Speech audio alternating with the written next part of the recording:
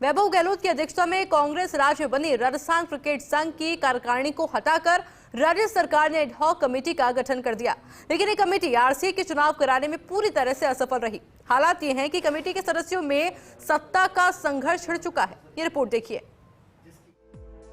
Rajasthan cricket संघ ने सत्ता के संघर्ष में प्रदेश की राजनीति को भी पीछे छोड़ दिया है।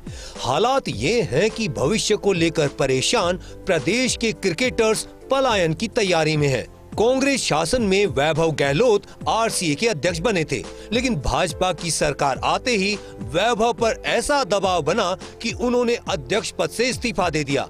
बाकी कार्यकारिणी को भाजपा की मौजूदा सरकार ने बर्खास्त कर दिया और आरसीए संचालन के लिए 6 सदस्यीय एडहॉक कमेटी बना दी। एडहॉक कमेटी का कार्यकाल 3 महीने का होता है और इस दौरान ही उसको संघ के नए सिरे से चुनाव कराने थे, लेकिन कमेटी चुनाव की बजाय पावर पॉलिटिक्स में फंस गई। कमेटी सत्ता के संघर्ष में प्रदेश की क्रिकेट को ही भूल गई।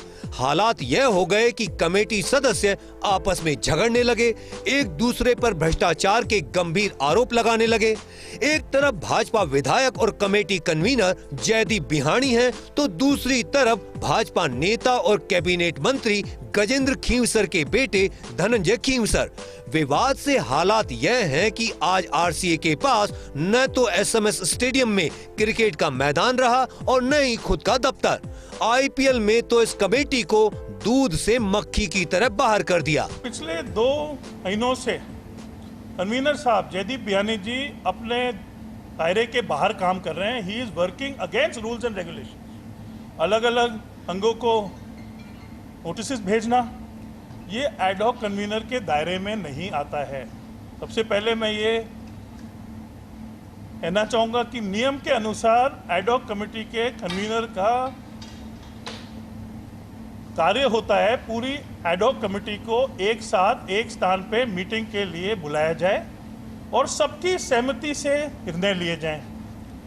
लेकिन जैसे मैंने आपको पहले भी कहा था, जैसे तालिबान अफगानिस्तान को चला रहा है, उसी तरीके से बिहानी जी एडहॉक कमेटी को चला रहे हैं। ये जितने भी नोटिस भेजे गए हैं, हम मेंबर्स को इसकी कोई भी जानकारी नहीं है। क्या लिखा गया, कैसे लिखा गया, मिनट्स ऑफ द मीटिंग में भी नहीं था। एडहॉक कमेटी सिर्फ चुनाव करवाने के लिए बनी है। यही धर्मवीर जी, इन्होंने आपके मीडिया में यही स्टेटमेंट दिया था कि एडहॉक कमेटी का काम सिर्फ चुनाव करवाना है।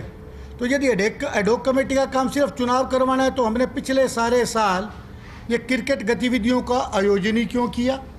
पहले 3 महीने में चुनाव करवा दिए जाते।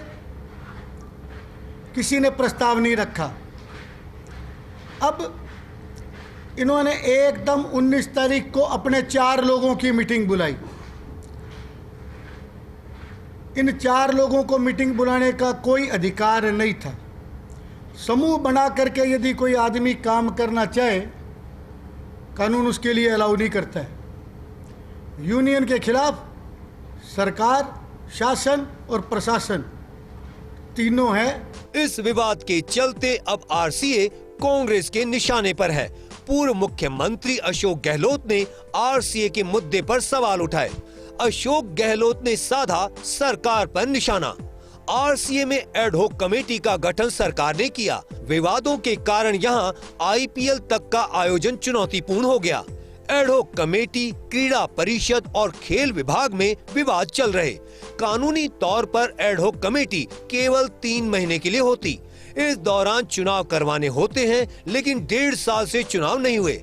वैभव गहलोत के कार्यकाल में आरसीए की चर्चा सकारात्मक कार्यों के लिए हुई। 2019 के बाद बीसीसीआई से आरसीए पर लगा बैन हटा था।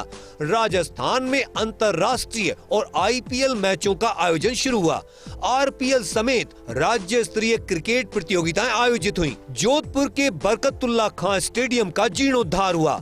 जोधपुर में आरपीएल और सीसीएल के मैच का आयोजन हुआ। वेदांता समूह के साथ जयपुर के पास दुनिया के सबसे बड़े क्रिकेट स्टेडियमों में से एक बनाने की हुई शुरुआत।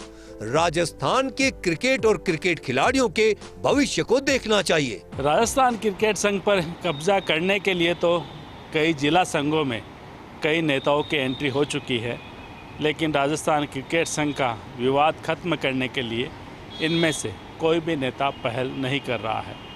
नुकसान प्रदेश के क्रिकेटर्स को हो रहा है, क्योंकि न यहाँ क्रिकेट गतिविधियाँ हो रही है और ना ही भविष्य को लेकर कोई योजना बन रही है।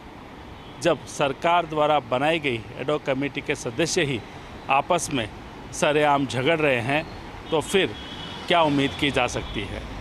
जिस तरह से विवाद आगे बढ़ता जा रहा है, भ्रष्टाचार के आरोप लगते जा रहे हैं, उसको देख के लगता नहीं है कि ये एडॉक कमेटी राजस्थान में क्रिकेट का संचालन सुचारू कर पाएगी। ऐसे में अब सरकार को इसमें दखल देकर नई एडॉक कमेटी बनानी चाहिए या फिर मौजूदा एडॉक कमेटी को एक तय समय में चुनाव कराने का निर्देश देना चाहिए।